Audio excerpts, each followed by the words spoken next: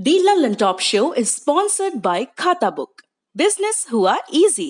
मैं बाद में दे दूं? देखिए, अब इनका शर्माने का दवा तो कोई है नहीं, लेकिन उधार वापस लाने का फार्मूला है। क्या? कैसे? खाता बुक डाउनलोड करिए, ये उधारी का रिमाइंडर भेजे और उधारी वापस लाए फटाफट। माथुर के पैसे आ गए। खाता बुक, बिजनेस हुआ इजी।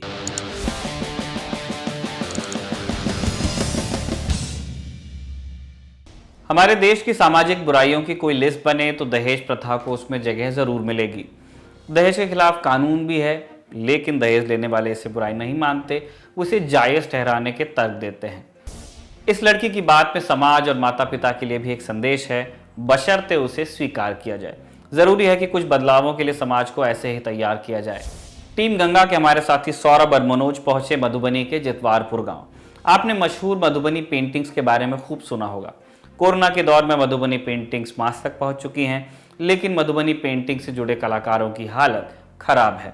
जितवारपुर गांव से 3 पद्मश्री और कई अवार्डीज होने के बावजूद इनकी हालत खस्ता है। गांव के लोगों ने चुनाव बहिष्कार को लेकर एक पोस्टर लगा रखा है। इससे लेकर गांववासी क्या कहते हैं, सुनिए। ये पोस्टर देखिए, लिखा हुआ है जितवारपुर शिल्प ग्राम नहीं तो वोट नहीं। सभी राजनीतिक दलों का आना वर्जित है। वोट बहिष्कार करता समस्त कलाकार एवं ग्रामवासी। जितवारपुर, तो जितवारपुर को ये फैसला क्यों लेना पड़ा? एक ऐसा गांव जो इस मिथिला पेंटिंग्स की कला का गढ़ माना जाता है, वो इस फैसले तक कैसे पहुंचा, ये जानने के लिए हम इस गांव पहुंच चुके हैं। गांव के लोगों से मिलेंगे, मिथिला पेंटिंग्स के बारे में जानेंगे, क्या उसका इतिहास है और उनके मुद्दे समझेंगे, और ये भी समझेंगे कि क्यों ये नौबत आई। क्या नाम हुआ आपका? अमित कुमार झा। अमित जी, ये पोस्टर मैंने पढ़ा, जितवारपुर शिल्पग्राम नहीं तो वोट नहीं। इसकी नौबत क्यों? वोट नहीं देने का फैसला क्यों किया आप? ये चारों तरफ हम लोग जब प्रयास करने के बाद कहीं से कुछ नहीं नज़र आया, उसके बाद जो है सो ये नौबत आया है। जैसे कि ये लगभग 2017-18 में जैसे क्राफ्ट विलेज का घोषणा किया गया था। इसका योजना था 10 करोड़ रुपया विकास के लिए आना था, और बहुत ही सारा इस पर बुनियाद एक आम नागरिक का बुनियादी सुविधा से लेकर के कलाकार का बुनियाद जो भी सुविधा था वो बनना था यहाँ, लेकिन कहीं कुछ नहीं हो पाया। बाद में जो है सो हम लोग जो है सो यहाँ मधुबनी स्थानीय विधायक से लेकर के, सांसद से लेकर के, डीएम साहब से लेकर के मतलब प्रधानमंत्री तक को जो है सो पत्र लिखा 3-4 महीना पहले। इस पर ध्यान दिया जाए, नहीं तो हम लोग जैसे बाध्य होकर के विधानसभा चुनाव बहिष्कार करेंगे। लेकिन कहीं से कोई आश्वासन तक नहीं आया, जो नहीं इस पर ध्यान दिया जा रहा है, तो बाध्य होकर के हम लोगों को बैनर लगाना पड़ा है। ये योजना आ जाती है 2017 में, बोला जाता है, घोषणा की जाती है कि इस गांव को शिल्पग्राम बनाया जाएगा। पैसा भी जारी होने के लिए प्रक्रिया शुरू हो जाती है, पर पैसा नहीं पहुंचता है। चुनाव आ जाता है, चुनाव में गांव वाले कहते हैं कि हम बहिष्कार करेंगे, और उसके बाद भी कोई प्रतिनिधि नहीं आता जो इनको मनाए समझाए। पोस्टर बन जाता है। सरकार के वादों, दावों और हकीकत के बीच जो बड़ा सा अंतर होता है, ये गांव उसी का उदाहरण है। अगली रिपोर्ट की तरफ बढ़ते हैं। टीम सोन के हमारे साथी सिद्धांत मोहन और रोहानी पहुंचे पश्चिम चंपारण के वाल्मीकि नगर। इसकी क्या खासियत है? ये नंबर के हिसाब से बिहार की पहली विधानसभा सीट है। नेपाल बॉर्डर से लगी इस जगह में एक टाइगर रिजर्व भी है। चाय की दुकानों पर राजनीतिक चर्चाएं आम बात हैं। ऐसी ही एक दुकान पर स्थानीय लोगों से कई मुद्दों पर चर्चा हुई। टाइगर रिजर्व, टूरिज्म और भ्रष्टाचार पर स्थानीय लोगों ने क्या कहा, सुनिए। एक तो वाल्मीकि नगर के बारे में ये कहा जाना कितना सच है कि यहाँ पे टाइगर रिजर्व है, और फिर भी टाइगर रिजर्व का लाभ और उससे होने वाला बिजनेस, उससे उठने वाला टूरिज्म लोगों तक नहीं पहुँच पाया। उसका लाभ यहाँ की जनता को, इस विधानसभा को, अब तो लोकसभा चुनाव भी हो रहा है इस सीट पर, हाँ, लोगों को नहीं मिल रहा है। कितना सच है कहना? 100% सत्य है। टूरिज्म के नाम पे यहाँ पे 0 है। अच्छा। टाइगर प्रोजेक्ट होते हुए भी जिस हिसाब से यहाँ पर्यटन का विकास होना चाहिए, उस हिसाब से पर्यटन का विकास अभी हो नहीं पाया।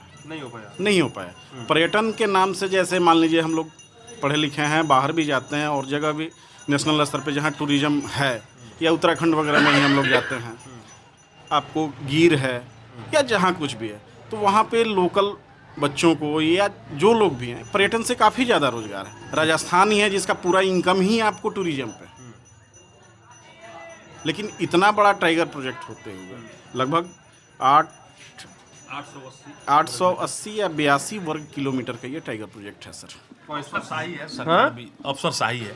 अच्छा। फंड बहुत आती है, सारे अफसर फॉरेस्ट के CF हुआ जितने हैं पटना से यहाँ तक प्रधान सचिव सारे लोग का मिली भगत।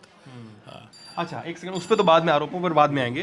तो 880 किलोमीटर वर्ग का एरिया है लगभग, और टाइगर प्रोजेक्ट, और जहाँ तक मैं मैप देखकर जान सकता हूँ इसका ज़्यादा बड़ा हिस्सा भारत में आता है, नेपाल में इसका कम है। ये इंडियन टाइगर प्रोजेक्ट का वाल्मीकि टाइगर रिजर्व का ये एरिया मैं आपको बता रहा हूँ। इंडियन साइड का है। इंडियन साइड का है, ठीक है। जस्ट इसके उस तरफ नेपाल का है चितवन नेशनल पार्क, प्राइवेट एंटिटी है, रेंज एक ही है, उन्होंने चितवन ने रेंज एक ही है, लेकिन उसको उन्होंने इतने अच्छे तरह से डेवलप किया हुआ है।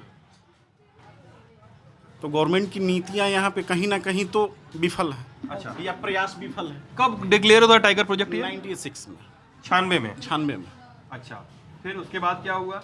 उसके पहले क्या स्थिति थी? पहले उसके पहले तो मान लीजिए हम लोग बच्चे थे, 83 का बर्थ है, तो 96 से पहले मतलब नॉर्मल जंगल था, तो यहाँ पे खनन भी होता था, इस नदी में भी खनन होता था, एक रोजगार वो बालू भी था। बालू निकाला जाता जी जी, माइनिंग का।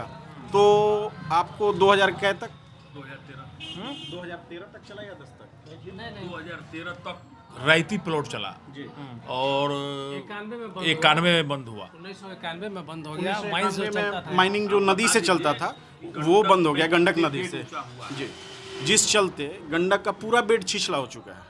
अभी आप तो शाम के टाइम में देख रहे हैं, इस नदी की क्षमता नियर अबाउट बांध बराज है, इसकी क्षमता 7 लाख क्यूसेक पानी रोकने की है, लेकिन अभी 3, 3.5 लाख 4 लाख आता है, तो आसपास के जितने मतलब हम लोग के क्षेत्र हैं, गांव हैं, सारे डूब जाते हैं और कटाव चालू हो जाता है। पानी ओवरफ्लो होकर चारों तरफ बहने लगता है पानी। मतलब खनन बंद होने से ये दिक्कत हो गई यहाँ पे।